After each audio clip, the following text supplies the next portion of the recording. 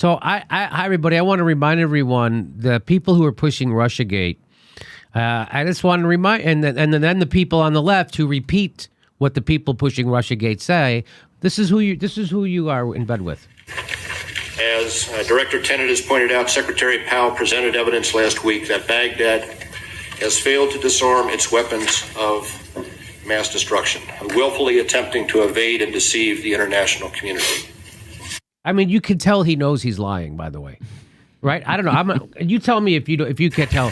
As Director Tenet has pointed out, Secretary Powell presented evidence last week that Baghdad has failed to disarm its weapons of mass destruction, willfully attempting to evade and deceive the international community. Our particular concern is that Saddam Hussein may supply terrorists with biological, chemical, or radiological material. Jimmy, I have no idea what could make you think he's lying. I mean, this is just how most people talk. When they're telling the truth about something. When they're talking about weapons of mass destruction. I barely know that that's going to be the next thing, weapons of mass destruction. So we are very afraid that he will have his weapons of biological to terror. Warfare nature. And that's what we're all afraid of.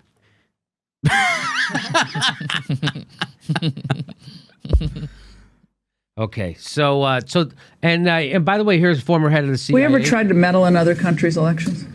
Oh, probably, but it was for the good of the system in order to avoid the communists from taking over. For example, in Europe, in 47, 48, 49, the Greek. He goes back to the 40s. Isn't that awesome? What's awesome is that he says probably back but we were doing it for a good reason. Probably? And the Italians, we don't do that CIA. now, though. We don't mess around in other people's elections, Joe. Only for a very good cause. Can you do that too? And the Why is that funny? And the news person finds that funny.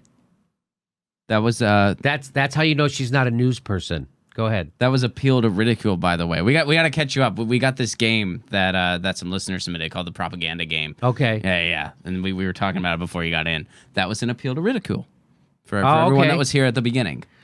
And it's just hilarious. Fine video on us, former CIA director. Former CIA director. We're doing the exact thing we're accusing everybody of doing. Anyway, it's really funny. Bye. I pretend I'm doing news. She's a state propagandist. That's who she is. Tonight on Fox News, intelligence man turned funny man. Yes, exactly. Talking World War III, folks. But I'm Ching. So recently, The Atlantic did an article about Julian Assange, Roger Stone, and they're asserting that they were in bed together. And of course, if you know anything about this story, Roger Stone, who was a friend of Trump, has tried to, he's a self-promotion guy, and he tries to puff himself up as being more important than he actually is. He tries to say he has a connection with Julian Assange and Wikileaks. He doesn't. And then he tried to say, well, his go-between was Randy Credico, who we've had on this show. Randy Credico has said he is not the go-between. Roger Stone never knew anything. He never had inside information. That's the thing that people don't get. Roger Stone never had any inside information. So WikiLeaks tweeted this out. Roger Stone, neither WikiLeaks nor Mr. Assange is aware of any private communications from us to you. Please clarify. So that's Roger Stone running around saying he has a contact, a back channel with WikiLeaks. And then at The Atlantic wrote this: Roger Stone's secret messages with WikiLeaks. Transcripts obtained by The Atlantic show Donald Trump's longtime confidant corresponded with the Radical Transparency Group. Whoa! Donald Trump's longtime confidant corresponded with the Radical Transparency. You mean WikiLeaks? Well, you know who else corresponded with them? Chelsea Manning. I like how, according to a media outlet, being transparent is radical. Yes! I like that part. That's really... Yes! What do you mean radical transparency? You mean transparent? Is that what you mean? The radical... Oh, that's right. I didn't even notice that. The Radical Transparency Group. You could just take away radical. The Transparency Group. Exactly. Transparency is radical in itself, and all newspapers are supposed to be for it. But since you're not, you have to call someone else who is radical. And so then what you are doing is you're reminding people when you're transparent, that's bad. Yes, yeah. Yeah, that's bad. So here is the woman who wrote this, Natasha Bertrand.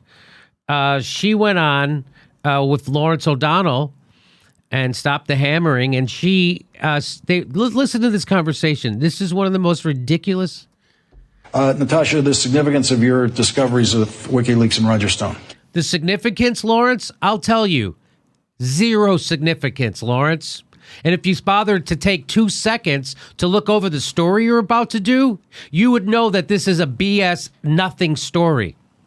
And maybe you talk about the West Virginia teacher strike, or maybe you talk about Flint, Michigan, or maybe you talk about the Oklahoma teacher strike, or how the Democratic DCCC is screwing over progressives yet again, or how about the Democrats just got in bed with Wall Street yet again. But this is the story that Lawrence O'Donnell decides to do. I used to think Lawrence O'Donnell was a straight shooter, but after this, again, there's no doubt that they're going to, if you watch MSNBC, they will let you down every day. But here, watch this. So he says, what's the significance? Ready? Here. Well, it just kind of undermines all of the assertions that Roger Stone made during the campaign, that his communications with WikiLeaks and with Julian Assange took place primarily, if not exclusively, through a back channel. That was his main line of argument. He said, well, I never actually spoke to Assange or WikiLeaks directly. It was always through some kind of intermediary who he later identified as this radio host. Randy Credico, who we've had on the show, we've done. So that's not true. Randy Credico, Stone is making this up. He's trying to self-inflate to be more important so he can get more contracts and get on TV more often. And so he said that he had a back channel. Now, this woman says that, no, we found out secret messages. You remember the headline? Secret messages between WikiLeaks and Roger Stone. Are you ready for this? Here we go. But now we see that actually he was directly communicating with WikiLeaks on Twitter as in October of 2016. And after Trump won the election, the morning after, So are you ready? You want to see their communication? This is their big story. Their big story is, no, we caught them. WikiLeaks and Stone communicated directly. Do you want to know what their direct They were communicating directly on Twitter. Do you want to hear what it was? Here's what it was. WikiLeaks, Roger Stone running around saying that he's got information from WikiLeaks. He's got a connection with them. They direct message him and say, he direct messages WikiLeaks. This is Roger Stone in blue. He direct messages them saying, since I was all over national TV, cable, and print defending WikiLeaks and Assange against the claim that you are Russian agents and debunking the false charges of sexual assault as trumped up BS, you may want to re-examine the strategy of attacking me. Cordially, Roger Stone. So me attacking by that tweet they sent out saying, dude, we have have any communication with you. They respond. Here's how WikiLeaks responds to their direct message from him. This is what she was referring to as their secret messages. WikiLeaks says back, we appreciate that. However, the false claims of association are being used by the Democrats to undermine the impact of our publications. Don't go there if you don't want us to correct you. So the entirety of their secret communications,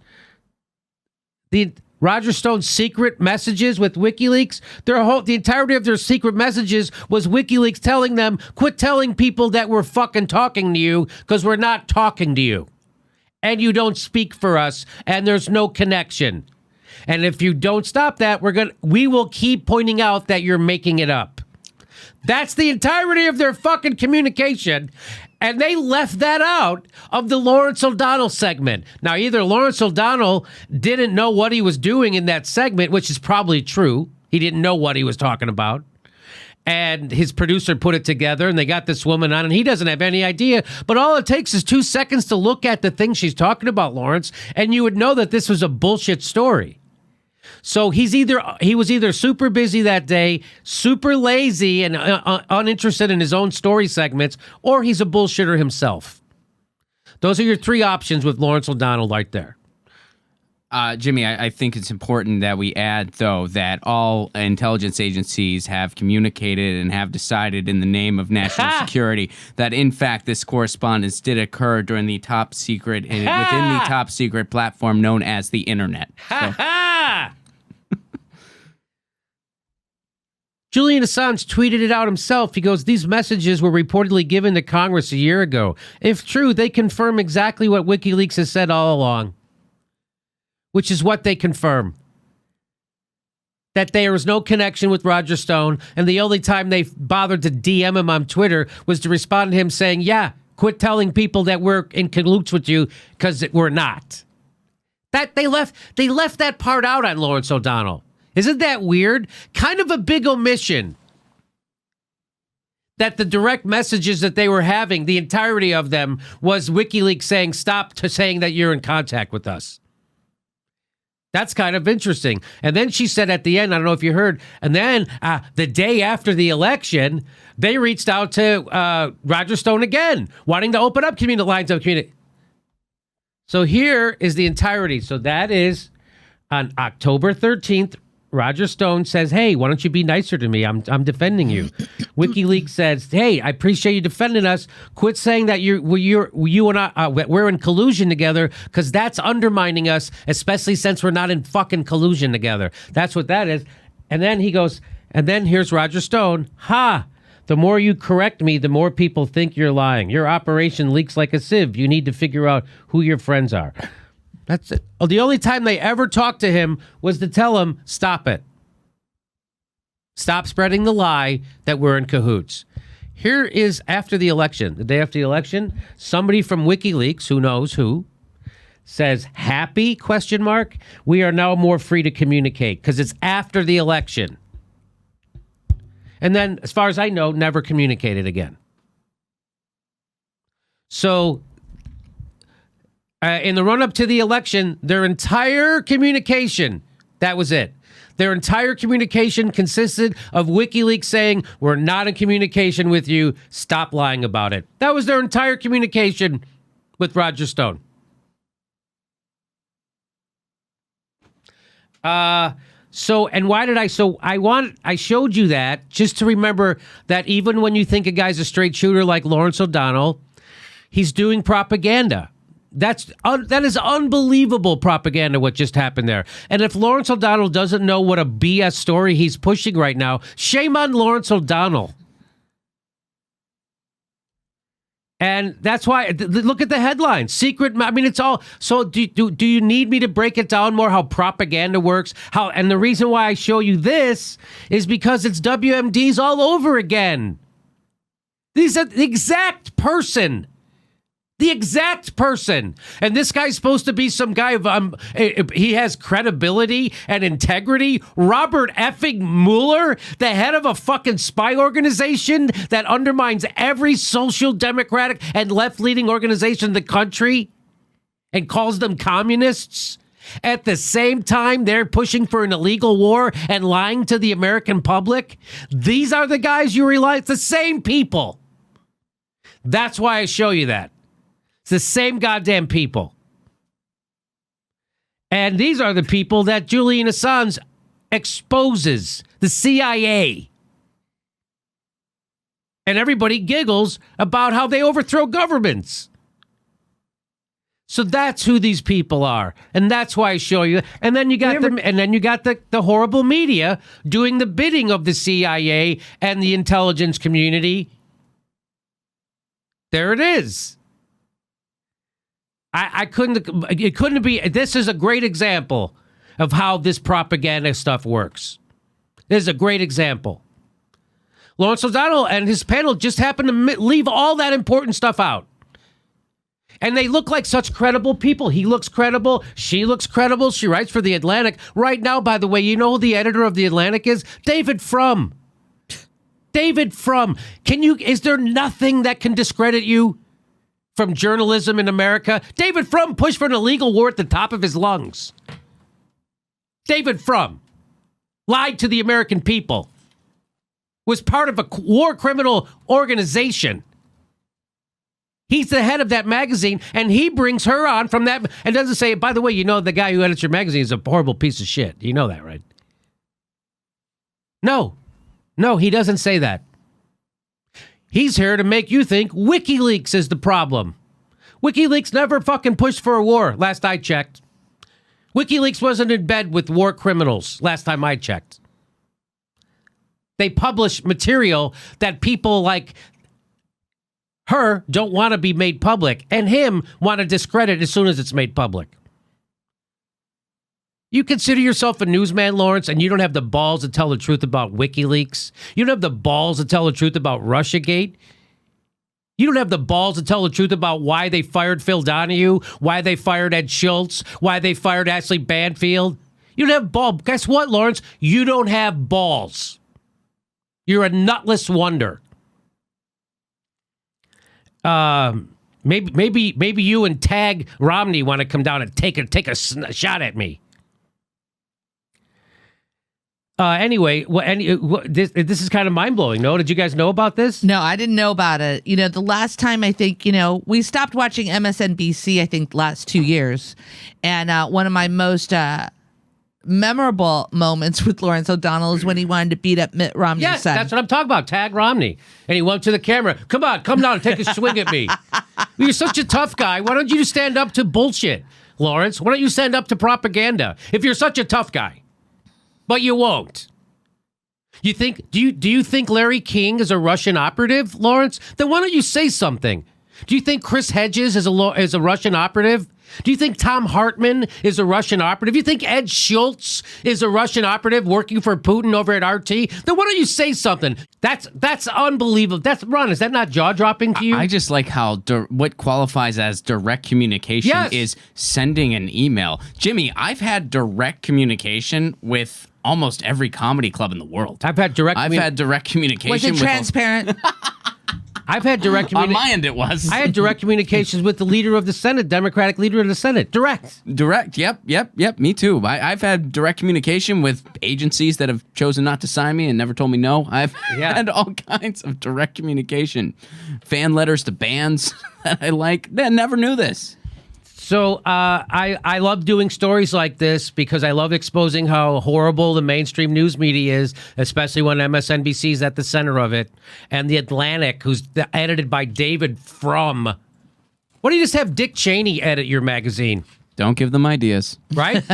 Maybe he already is. And it took Donald Trump to rehabilitate these miscreants. And they prop him up. Lawrence O'Donnell props this crap up. Shame on you if you had any shame, Lawrence. We got to start a Have You No Decency segment. We should. Like, we got to just take that into our own hand. Like, this one is the Lawrence Have You No Decency. Have you no I like it, Ron. Lawrence does not. Lawrence, have you no decency? He doesn't have any when it comes to this, I'll tell you that. If you had any balls, you'd be calling out Rachel Maddow for the unbelievable propaganda she's doing, for pushing a red scare and McCarthyism at every freaking waking moment. I so don't want to be in that guy's fucking club. I can't even tell you. I so don't want to be in their club. I so want to be outside making fun of it and exposing it for all the bullshit that it is. I so don't want to be in that guy's club. Oh my God. Please make sure you're in my club. Make sure you're still subscribed, because they're going to unsubscribe you. They don't want us to tell you this stuff. They are suppressing independent news, and they're doing it at a record clip. So we got to fight back. Make sure you're subscribed and click that bell so you get a notice when I drop a video. We have 2 live shows coming up, March 30th in Burbank, California. March 26th, second show we just added in Austin, Texas. Thanks for your support. Oh, we're on Steam It. We're also on Steam It. I don't know what Steam It is, but if you're on Steam It, you do. Go to it, and we're there, I guess.